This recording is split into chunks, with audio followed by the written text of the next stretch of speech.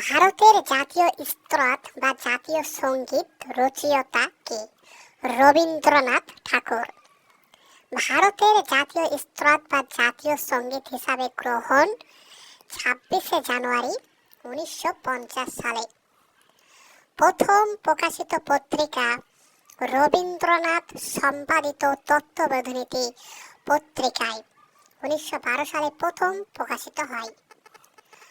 প্রথম প্রকাশের সময় কবিতার নাম ভারত বিধাতা। ইংরাজি অনুবাদক রবীন্দ্রনাথ ঠাকুর। ইংরাজিতে এই কবিতার নাম the morning song of India. এই গানটির কটি স্তবক? 5টি। সৈন্যবাহিনী কটি স্তবক গাইতে পারে? কেবল 1টি স্তবক। গানটি প্রথম গাওয়া হয়েছিল 27শে ডিসেম্বর 1911 সালে কংগ্রেসের কলকাতা অধিবেশনে। ভারতের জাতীয় সঙ্গীত গাইবার সময় 52 সেকেন্ড।